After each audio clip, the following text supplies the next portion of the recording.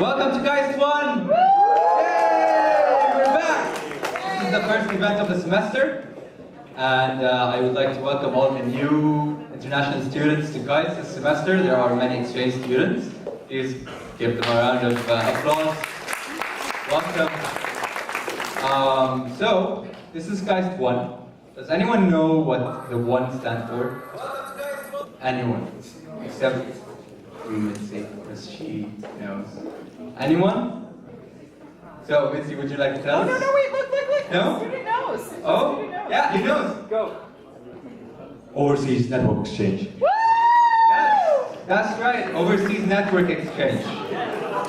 So, the point of the event is networking. Just, in other words, get to know the people next to you and make new friends. Yeah? It's supposed to get us closer together. And also, this event is supposed to let us know about each other's cultures. Today is about Australia. Kind Nick over here, for the long. No, it's a very fun presentation. Please give him a big round of applause.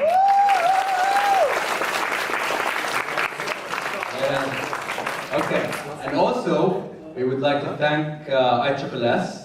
They help the international students in many ways, including funding this event. Yes. So let's give them a round of applause. And we have a new ISSS manager this semester, Miss Anne, and she would like to say a few words. Please welcome her to the stage.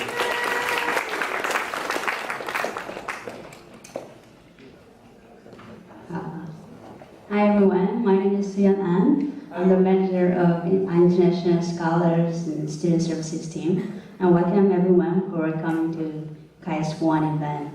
And usually we have 4 or 5 KAIST 1 programs in one semester. And today Australia, and November 1st Saudi Arabia, and November 16th Iraq, and November 29th China. And I'm really looking forward to today's presentation because I spent 2 years in Australia, 1 year in Melbourne as an exchange student, just like you, and another 1 year in Sydney as an intern. So I missed a lot of things about Australia, like Jester's New Pot, Gloria Jean's coffee, and dingoes, and Uluru, and blue sky, fresh air, and many things. So I also recommend that you travel a lot while you are in Korea and make many friends by participating in the programs our team provides, like social gatherings, international food festival, sports festival, and cultural trips in KAIST 1 event. So welcome everyone again, and let's listen to the authentic Australian accent.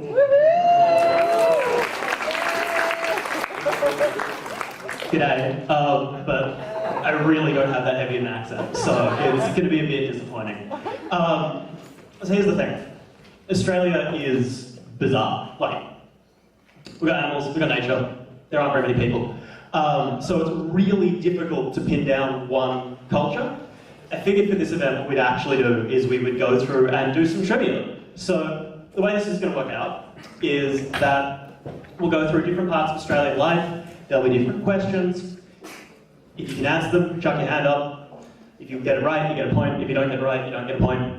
There are prizes, so feel free to talk to people next to you to try and work out which prize you wouldn't like to get and to work out the answers. The 2 prizes we have are this lovely, amazing Australian singlet for all your party needs and gym needs. And we have a tie that I definitely didn't buy in the airport Janelle store.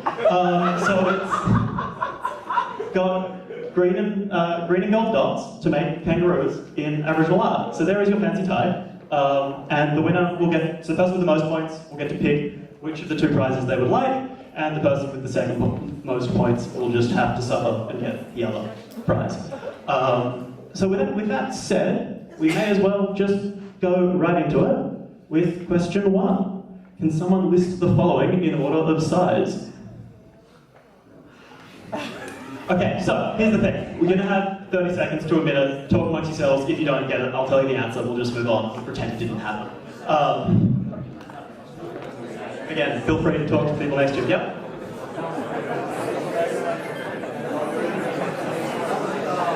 So, Yep, sorry, down here. The back, yep, the hand up. Yeah, stand up. Yeah, you'll run like that. That mic? Yeah. There you go. Okay, so I'm going to try. From the biggest to the smallest, it's China, USA, Australia, Saudi Arabia, and Korean Peninsula. That's close, but that is wrong. It's very close though. So we've got people down the front now who are like on the mic. Actually, Toa, do you mind running the mic down? I think people were raising People are raising their hands. I think yellow hoodie. I think it actually should be United States of America, China, then Australia, then Saudi Arabia, and then Korean Peninsula. That's exactly it. Very good. You get a point. So, to reinforce this, Australia is a big empty place thing. We have the United States with 9.8 million kilometres squared, China with 9.7, so very close. Australia with 7.6 million kilometres squared, Saudi Arabia with 2, and the Korean Peninsula with 200,000 kilometres squared. So to sort of bring this back to Australian culture, the thing is we're huge, and there aren't very many people here. So if Europe is roughly, call it 500 million people, Australia is 25. So one of the things that you get very used to as an Aussie is there being no one else around. To give you an idea for this, I looked up the population densities of Australia and South Korea. So South Korea has 503 people per square kilometre, and Australia has 3. To put that into perspective in a more realistic way, when you're going on a road trip in Australia, and you're driving at, call it 100 kilometres an hour, if you see 2 other cars on the road, you've hit the average. So we're a big empty place. And the way that expresses itself in our culture is we really don't care about travel times. One of the things that's been great in Korea, talking to other people, has been this idea that when you go on a bus, you should expect to be anywhere in 5 to 10 minutes. For me, going to work was a half-hour commute. That was just how it worked. For people at my uni, getting to university every day was maybe a 1-2 hour journey. And that was just sort of how it was. And it's very different talking to people in Korea or Europeans who would say things like, oh yeah, you go 2 hours out of town and you get to a different country. Just doesn't happen. We're big, we're empty. And so, there's a whole bunch of stuff going on. So next question, we're moving on to some other geography stuff. How old do you reckon Uluru is? It's the big rock in the middle of Australia. We've got a few options here. Yep. 600 is correct. Very good. Yeah, it's a big old rock. Australia is in the middle of its tectonic plate. So this means that you have incredibly old rocks and mountains. All mountains are really small. We call them mountains, they're like hill-sized. And the whole idea about this has been that there's just no geological activity. We don't have earthquakes. We don't have volcanoes. The worst we get is tornadoes, vaguely near the top, but like no one lives there.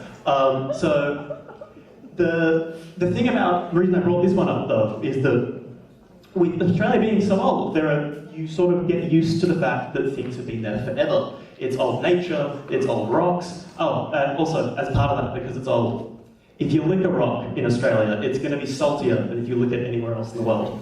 Wow. It's just a fun thing. If you're into licking rocks, there you go. But yeah, so moving from there, what meat is that?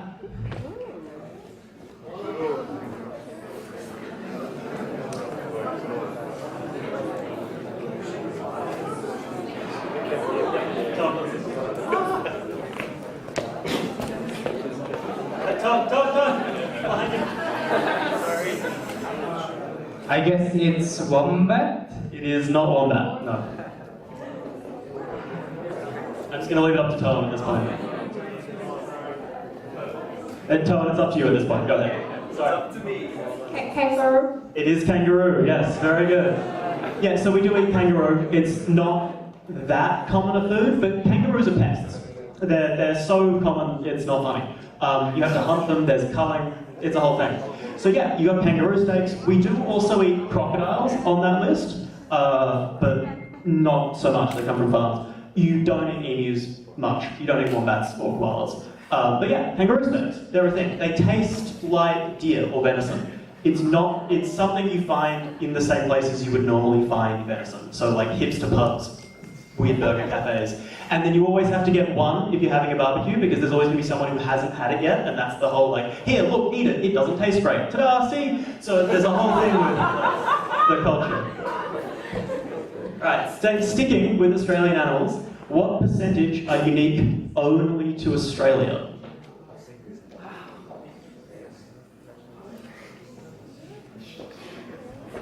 I'm sorry, I'm getting you to do the running while I stand up here in van.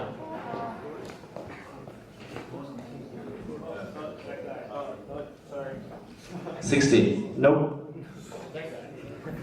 80? It's 80. Wow. So, one of the weird things, I have a friend, now I don't actually know if this is true, but it's a fun anecdote.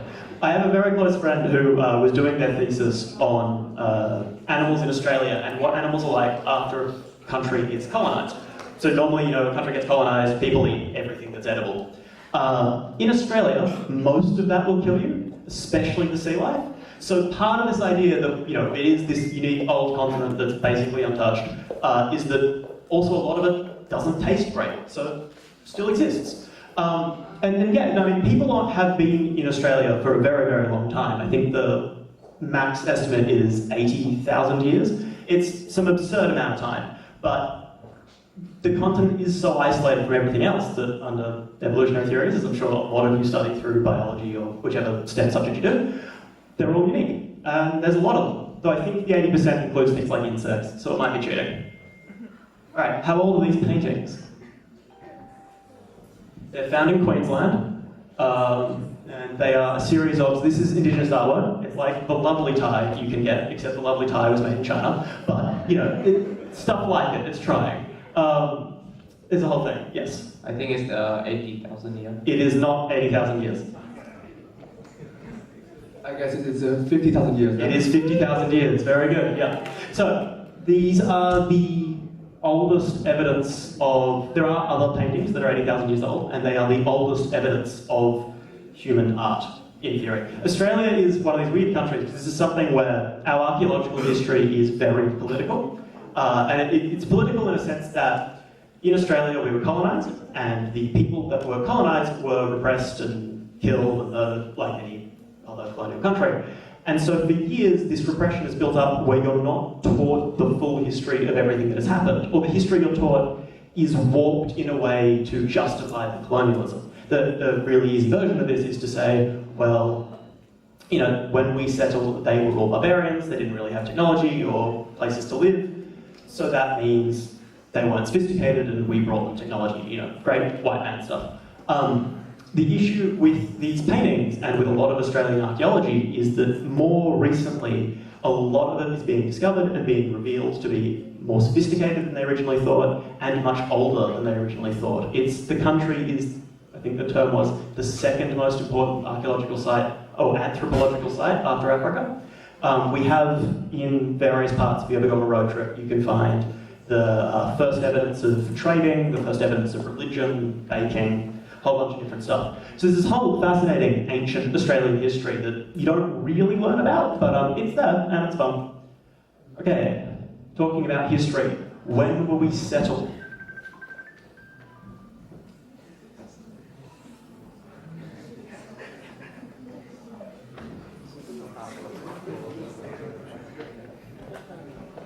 $1753? Nope, not 1753. It's a good guess though.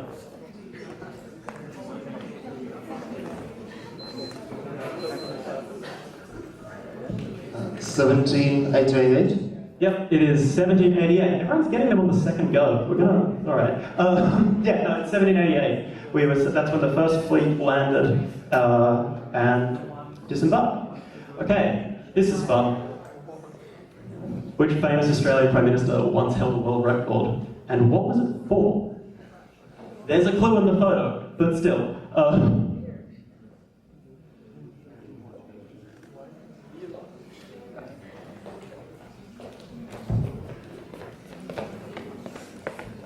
Drinking from the longest glass.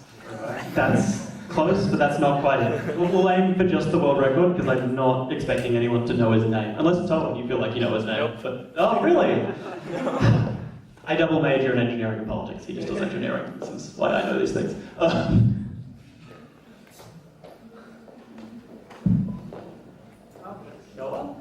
What do you think would give you the world record when doing this? The fastest beer drinker in the world. I mean, I'll give it that. It's the fastest drinking of a yard glass. A yard glass is, I need to check the notes I have here, it is 1.4 litres of beer. And that man, Bob Hawke, was the Prime Minister, and he drank a yard glass in 11 seconds and held the world record. He is also renowned as being this sort of soul of the nation, because he's this old, at least wasn't old at the time, but he was sort of the man's man of being the drinker. He introduced progressive social policy and a whole bunch of wonderful things. Anyway, with that said, being the soul of the nation, here is him at a cricket match in 2011. He's still one of the most popular Australian politicians alive. 2012.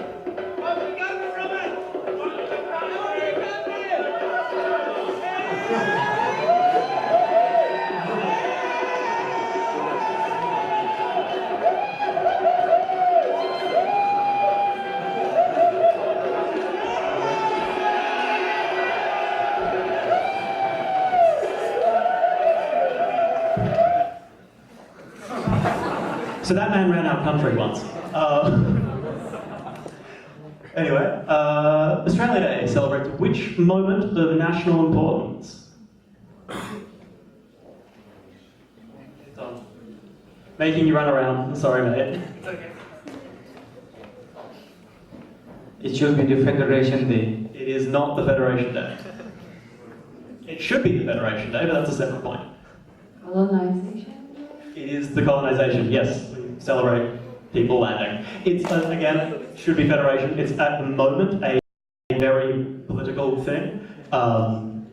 It's in January, and it's this whole big deal that you have Australia Day, but it's not really celebrating everyone's history, it's just celebrating the colonial history. But yes, Australia Day celebrates colonisation. Federation was in 1901, to give you an idea. So we were a colony for quite a long time before we federated. And we were never independent. We still have the Queen, we still have a Governor General, who is the person that represents the Queen. Yeah. Alright, what is a drongo? I like this word, it's a good word. We're going to go through a series of Australian insults immediately after this. This is used as an insult. I don't mean it as an insult in this case. It's a great insult. Type of person? It is not a type of person. I don't mean it as an insult in this case. Type of person. Sorry, one more time? Type of bird. Bird? Yes. Yes, it is a type of bird. There we go, that's a drongo. So one of the things, so looking these up, I was looking up series of Australian words and phrases that would be fun to share and talk about. There's a lot of great insulting words. So you've got drongo, you've got gronk. People like using RO words, and they're fun.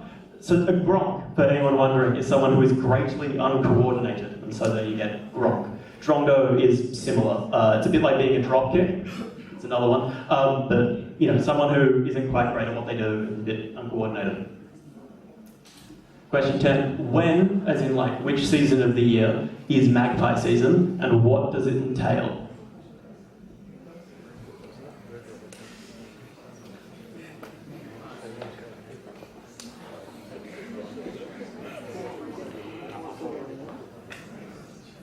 You only have 4 options here, it's really not that hard, just guess.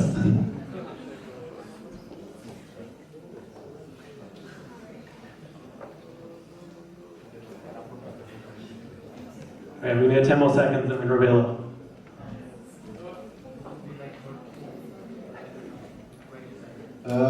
Isn't it when the magpie gets sexually frustrated and they attack people on their head? Yes, when in the year is it? That's very good, so I'll give that to you. Which season of the year? Spring? It's spring, yeah. So in spring, magpies are terrifying. More than any of the other animals. They will come for you. It's one of those weird things where, like, we have magpies here at KAIST, and they're docile and fun and fine, and no one really cares. People wear helmets with big things sticking out of them to stop the magpies coming clawing their faces. It's bad. They will mess you up. They'll intimidate you. They'll come for you. So the reason I'm bringing this up, there are so many stories, especially with birds in Australia, for whatever reason, of you get your lunch, you go somewhere, and then a bird just takes your lunch from you. There's nothing you can really do. It's going to come and attack you or it eats it. Birds are mean. Bugs aside. Alright, what is the following sign used for? It's a very common Australian sign.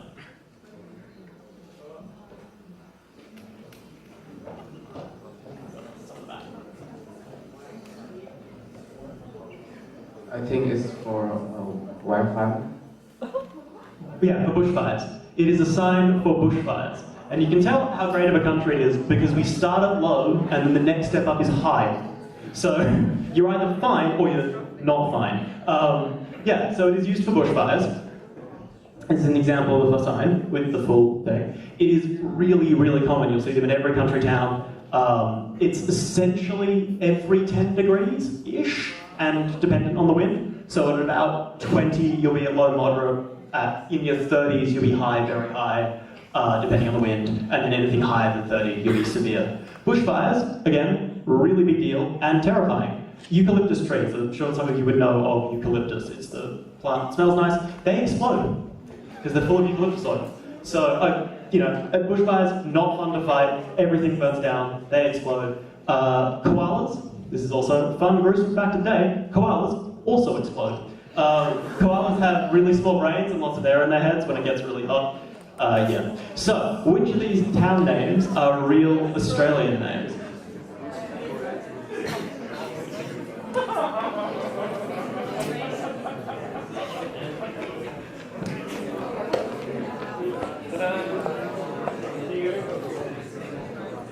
Lego disappointment. It's real, yes, but like the only real one, or? Big Hippo, Lego disappointment, and I don't know, the end of the world. No, so no, not all.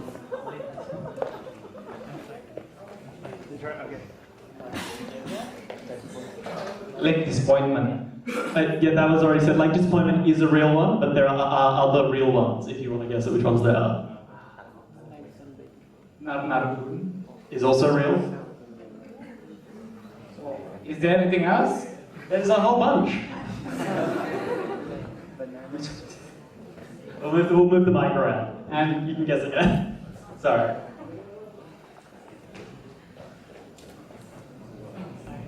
All of them? Yep, all of them are real. These are all real places. We're a big empty country. People got real weird with their names. The end of the world is the southernmost point of the country. It's at the southern tip of Tasmania before you get to New Zealand. And I guess, New Zealand doesn't really count, so yeah, end of the world.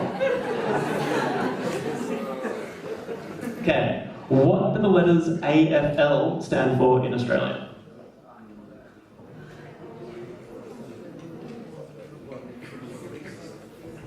Australian Football League. Yep, perfect. Australian Football League. So Aussie Rules, the Australian football game with, let's see if I got a picture, I do not. Okay, so Aussie Rules is a game where you play with a rugby ball and you have 4 goal posts, like rugby goal posts, the big tall ones. You have 2 tall ones in the middle and 2 on the side. It's a kicking game, so you hold the ball, you bounce it like a basketball, you kick it through the goal posts to score points, and you tackle people. So it's a lot of fun. It is uniquely Australian though. It's like a weird mix of Gaelic football and other rugby. So yeah, anyway, moving on to staying in sport. Which rugby team has the same name as this state flower? So if you know the flower name, or if you know rugby teams in Australia, you'll probably be in good stead. I don't think anyone knows either of those things. But, take a guess, and we'll wait a bit. I'm pressing one person, this is good.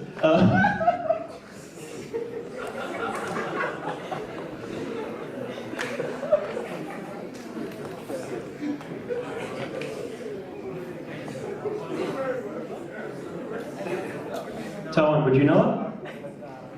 What? Where is? Hand your card back in. What is wrong with you? Waratahs. Yes, it is a Waratah. I'm assuming you googled that, but it is a Waratah. These are the Waratahs. That's the logo. The Waratahs are the New South Wales State Rugby Union team. Right, complete this sentence from a famous Australian advertising campaign. We are happy little, as bright can be.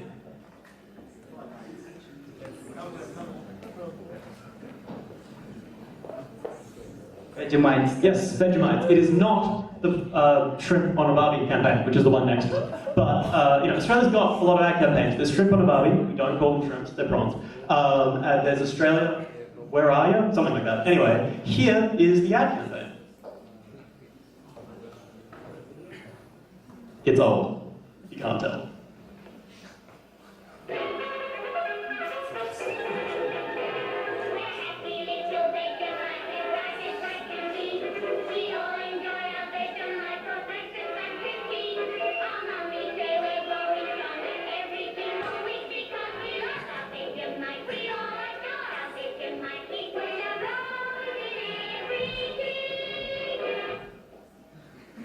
So yeah, that's the thing. Vegemite, on one hand, is delicious. I did bring some. I did eat all of it, so there's none to share. It is a very salty jam for people who don't know what it is. It's nice, it's savoury, it's good for you, it's made from vegetable product, and it's got B vitamins, I think. It's somehow a superfood, but anyway. Okay, so next question. Which Australian filmmaker directed the movies Romeo and Juliet, Moulin Rouge, and The Great Gatsby?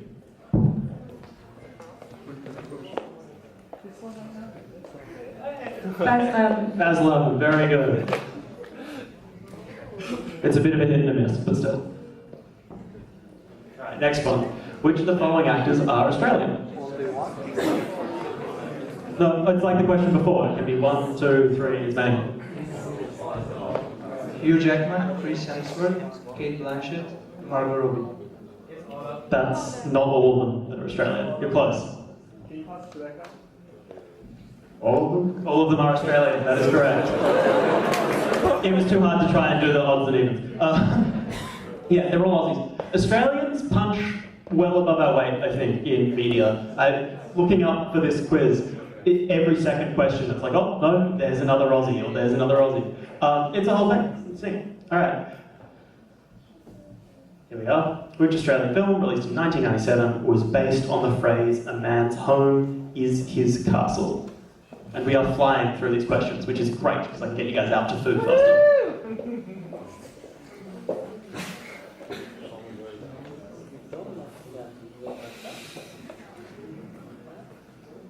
I feel like this is a contest to see who's faster at Googling things, but still.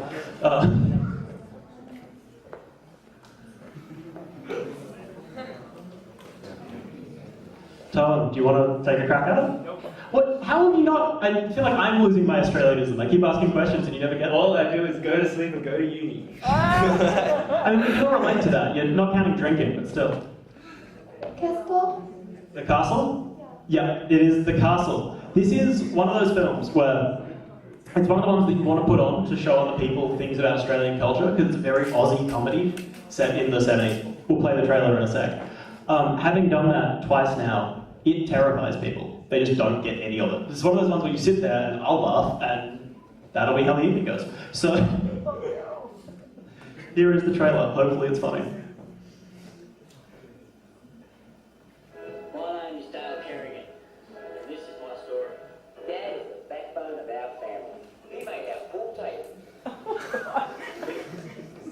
This is my backyard. Is that the runway there? Sometimes you think they're going to land right on top of you. I reckon we're the luckiest family in the world. But one day in June, and not that the door was to change all that. This is a compulsory acquisition. Oh, bloody government's trying to take me out. You can't buy what I've got. Miramax Home Entertainment presents. Okay, yeah, but that big artillery. It's justice, it's law, it's the vibe. Vibe? Yeah, the story of a family. Now that is a head of hair. Who wouldn't let the government take their house But it's not a house, it's a home. without a fight. In the High Court today, Case of Daryl versus Goliath. the castle. There's no place. So yeah, for other people with stronger Australian accents than me, there's that. So this is the last question. Yeah, there you go. Who is this actor? And for bonus points,